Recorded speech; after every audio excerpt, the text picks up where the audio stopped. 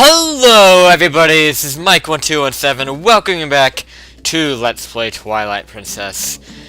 And we had a quote-unquote plot twist there, learning about how Ganondorf has been controlling Xanta this whole time. Yes, the recurring main enemy of the Zelda series. And he's back again. Definitely a big story turn that, you know, to some people it was a disappointment. To me, it kind of was as well. There are people who care a lot about the Zelda timeline who would argue that it, you know, that it was, what's the word I'm looking for?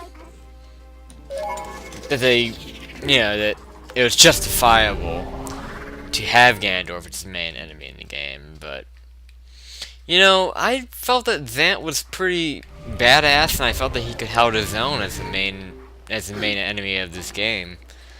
But it does turn out that is Ganondorf, pretty much in the same form that he was in Ocarina of Time. And most timeline theorists have this game on the child timeline.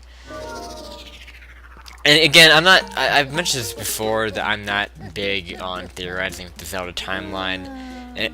But, you know, I have some general thoughts.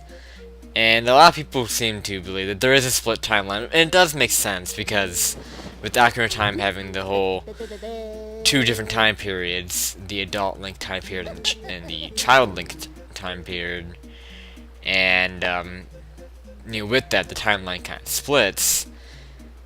And then, you know, you have games like Wind Waker following the adult timeline after Link defeats Ganon in Ocarina of Time, and then you have the timeline, the child timeline, which proceeds after Link is sent back in time by Zelda and sent back as a child to relive his childhood, and then Majora's Mask follows clearly in that timeline. And generally this game is believed to be in the child timeline, while Wind Waker is believed to be in the adult timeline. And so that's supposed to be the Ganon from the child timeline that hasn't quite caught up to power. At least that's what I believe is what people tend to theorize and what the game is trying to imply. But regardless, yeah, it's kind of a, they pull the whole a Link to the Past thing. And it's kind of, I can see why it disappoints people, and it kind of disappointed me too, because, you know, it kind of does the same thing Link to the Past does with Aghanim being the kind of like a puppet type of villain for Ganon. So yeah, but still, you know, I personally don't mind it too much. I think Ganondorf is a cool character. But anyway, we're back into Twilight Bar. I talked about this back before I went to the Arbor Grounds. Really, if you don't know where to go for the next dungeon, just come here, and you'll likely find out what you have to do. Because a theme with the dungeons from here on out is that you have to find a certain character, and it looks like this character's name is Ashy. Last time it was like Aru, and you'd meet him in Lake Hylia. This time it's a character named Ashy, and she, I guess it is a she, is right by Zora's domain. You see the mark right there. So we're gonna go down there and find out how to get to our next temple. Really, that is kind of what our goal is. Really, is to just it's kind of a sequence of finding a character from Telma's bar, doing a quick errand for them, and then they will allow us to progress towards the next temple, and then each temple carries a piece for the Mayor of Twilight. I should have gone south. I don't know what I was thinking there. I'm just gonna warp. A lot of my traveling is gonna be done by warping. So I don't think I'm gonna have to do a whole lot of overworld opening, like going around and breaking rocks and doing a bunch of crap to make the overworld more accessible, because I don't think I'm gonna move around the overworld that much, unfortunately. Because, you know, I do like traveling around the overworld and hearing the pretty nice Hyrule field music in this game, which is kind of the main theme. Looks like we have a bug here. see if I can catch. Oh, no, that's not a bug. It's a Poe. Holy shit. Let's transform. There's no people over here. So let's get rid of this Poe for it is nighttime. I'm gonna try to get 20 of these because if you bring 20 Poes back to the guy in Castletown who's cursed, you will get an empty bottle. And speaking of that, we're actually gonna get the third empty bottle in this video. The bottle you get from bringing back 20 Poes is the fourth empty bottle of this game, and there are 4 total in the game. And that number varies between Zelda games. Like some games have 6 empty bottles, some have 4. Some may even have less than that, I'm not sure. There you go, there's a postal, and actually out of curiosity's sake, let's see how many postals we have. We have, looks like 10, let's say? Yeah, okay, we have 10, so we're halfway to having enough for a 4th bottle. Why not? Yeah, there's a bug here too. I think, can you pick the, you can't pick up the bugs as a wolf. Let's pick this one up really quick. It's not really moving around very much.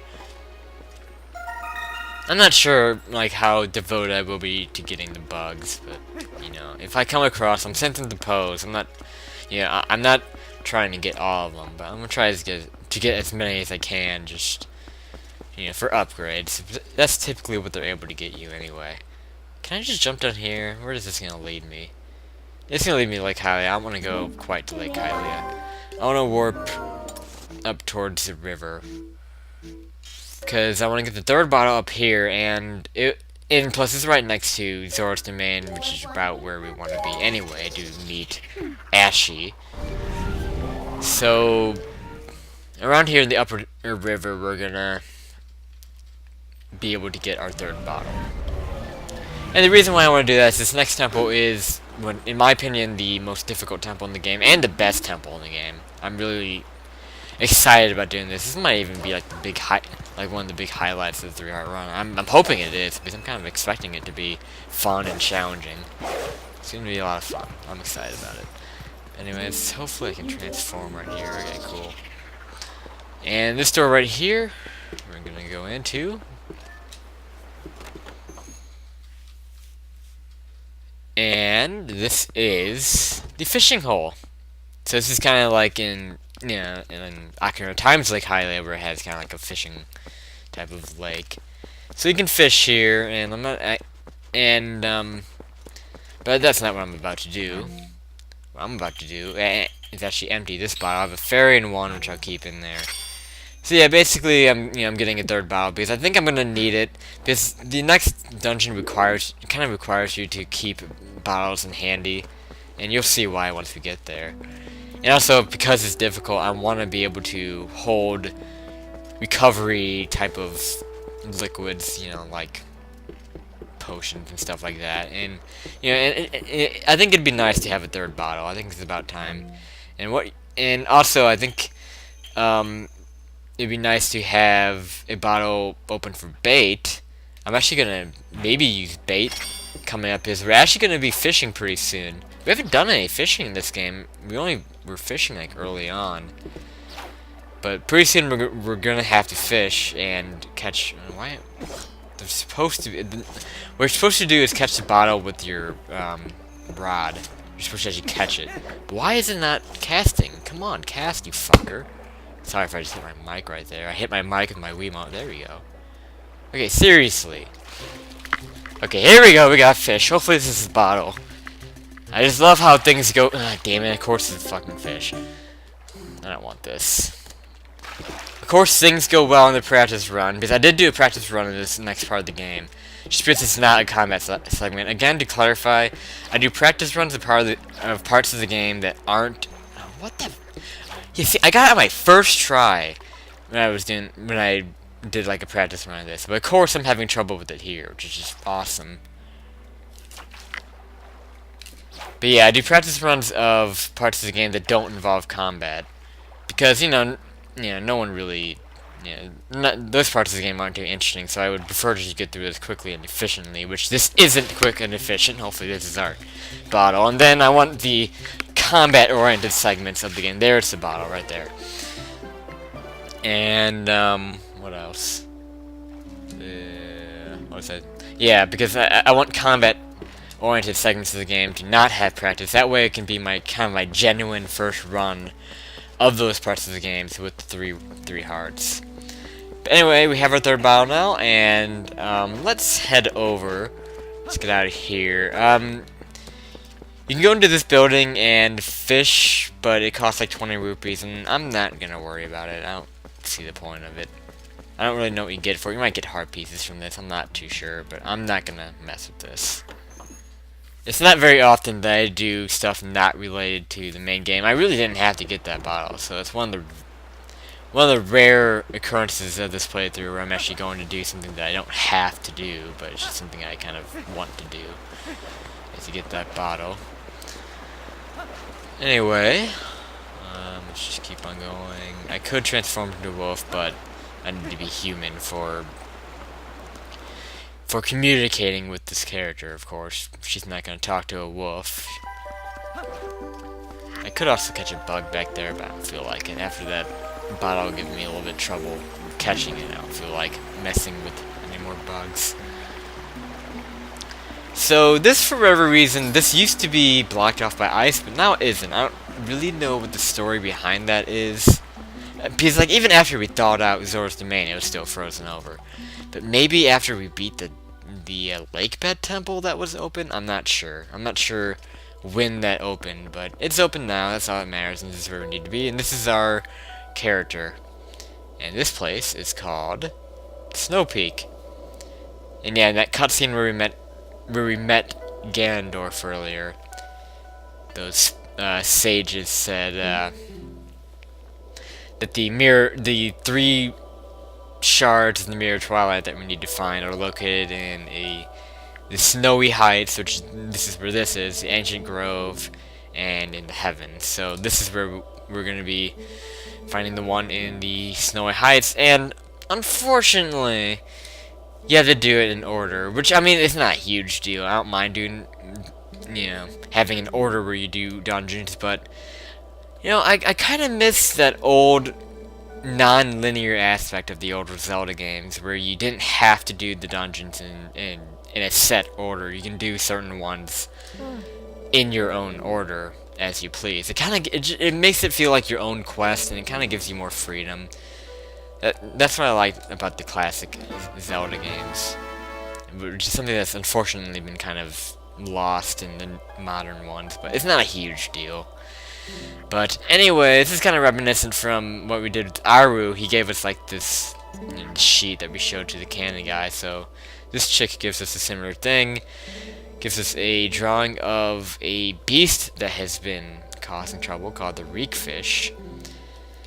And where we need to go now is actually into the graveyard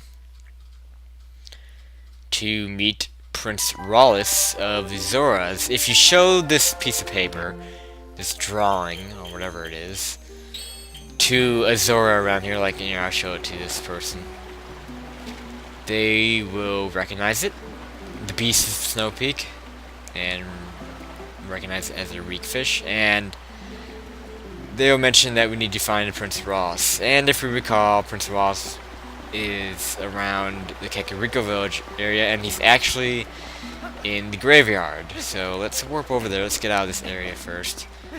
See if I can warp right here. Yeah, typically anywhere in Zora's domain you can't warp, unfortunately. So you have to get out of here completely. You should be able to warp just about anywhere in the river. Or up the river. So let's do that. Alright, we are in the graveyard now, and now we have to go through this tunnel. This is where the prince is, Prince Ross. And this is, if you recall, where we went and got our Zora armor, or Zora tunic. And he's over here praying, I guess, to the tomb of the king of the Zoras. I guess he's praying or doing something, so let's talk to him. And we have to show him the drawing. Yeah, I'm skipping text. That's usually what I'm going to do if it's not very big on story. I can kind of paraphrase what most of them say, but actually... Yeah, I don't know why the Serenade of Water plays here. It's not like... it just seems to match more with the Zora Queen, but whatever.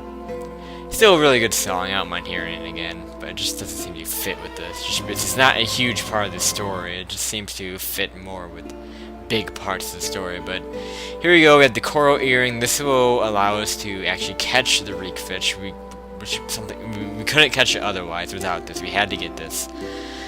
And what I'm going to do next is go out into Hyrule Field and find a worm.